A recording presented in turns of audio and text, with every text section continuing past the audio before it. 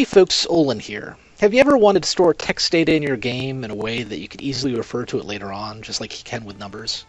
Maybe you have a choice in your game that needs to be referred to time and again and again and again, like your character's race, their starting Pokemon, or what type of weapon your character favors, or perhaps you have a dynamic appearance system, and you just really want NPCs to refer to the player's hair color. I mean, you gave them the option, you might as well use it, right? Now, it's true you can handle all of those cases using conditional branches, and that's fine a time or two or three or four, but eventually that's going to start to get a bit or maybe a lot tedious, right?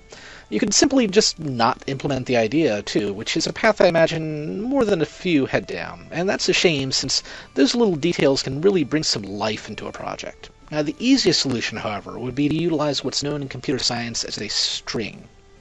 In many programming languages, you have to specifically declare something as a string in order for them to work, but luckily for us, MV is based on JavaScript, which is an untyped language. This means that a variable in MV can store text without a problem at all. Well, okay, unless you try and do math with it, I guess.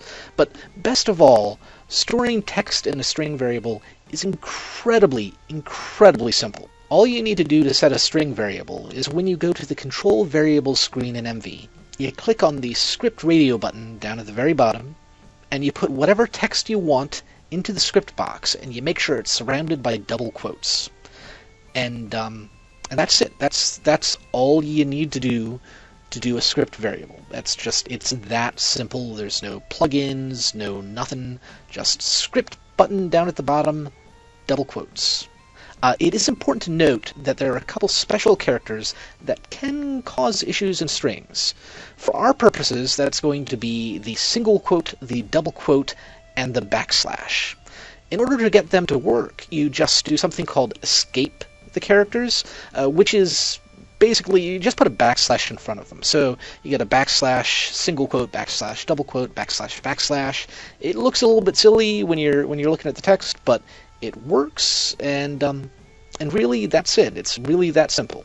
So now that you're armed with the humble string variable, you can do some fun things, like you can have guards that call out to that suspicious elf demanding that he halt. You can have an NPC curse that blonde fool, right?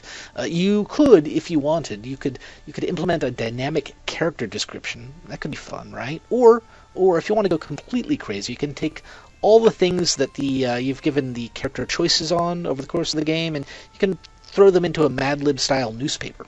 Yeah, that could be fun, right? Anyway, hopefully this helps some of you, and until next time, later.